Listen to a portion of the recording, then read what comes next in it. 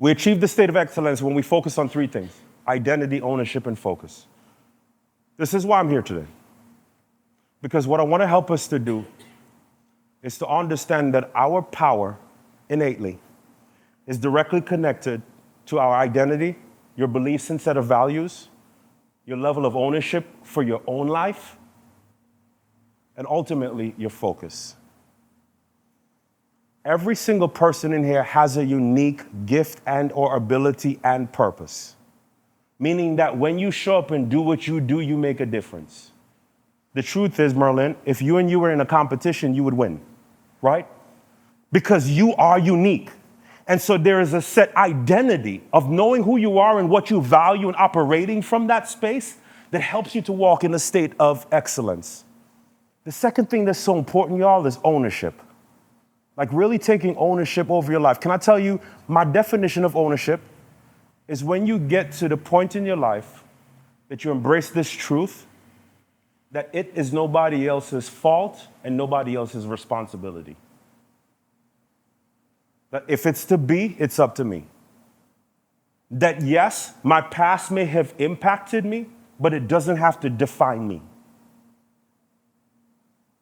That if I want to achieve something, I can do the work, I can set the goals, I can create the intention in order to achieve what I'm trying to achieve.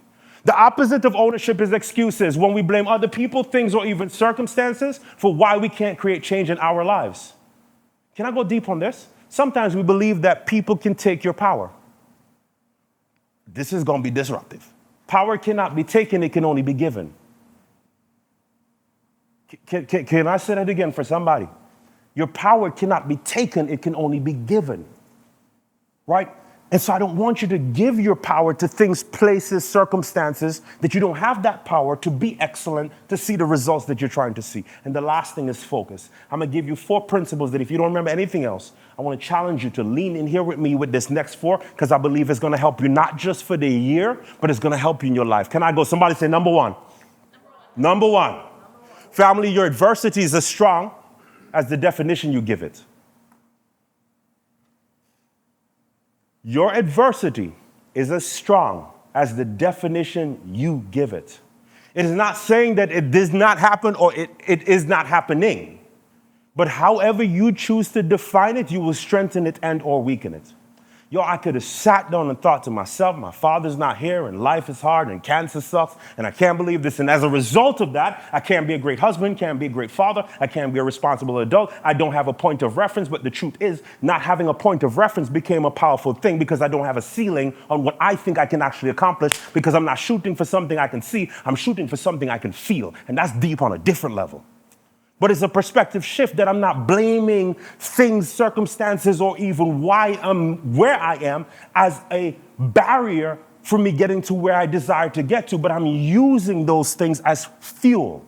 If we're not careful, we will do everything possible to hit a goal that suits our comfort. Let me explain. That if you have believed that you always get a bad hand, people take advantage of you, you never really get to where you want to get to in life because of circumstances, you will do everything possible to keep believing that. As a result, to stay comfortable in not changing. The real question, can I give you the question for transformation in here, y'all? Here's the question. What have I embraced in my life as normal that is conflicting my desires or my desire state? The real question, what in the world am I embracing as normal that is actually affecting my ability to thrive? Whatever you embrace as normal will set the tone for what you're willing to accept and what you're willing to reject. A person who views poverty as their norm will never become wealthy, not because they can't, but because they won't. If you view dysfunction as your norm, you will always sabotage your peace. If it is your norm to fix problems, you will create problems when there's none, just to feel a sense of purpose. So oftentimes, the thing that stops us from thriving is our own definition of normal. It's normal for me to be stressed all the time. Because to accept something is to reject something. If I accept that it's always normal for me to be stressed, when you feel like you're not stressed, you feel abnormal. I'm talking to us here. I want us to understand that your definition of life is as strong as your adversity is as strong as the definition you give it. And we can strengthen these things over and over again. And by doing so, we're only affecting our progress and our ability to move forward. Hey, what's up, difference maker? Jovan Glasgow here, and from the bottom of my heart, I want to thank you so much for stopping by my YouTube channel. You know, this is where you come to gain the clarity, confidence, and influence that you need to level up in your impact.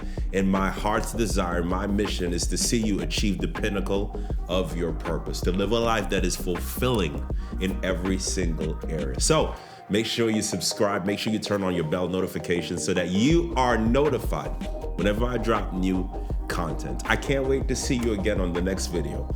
And until then, stay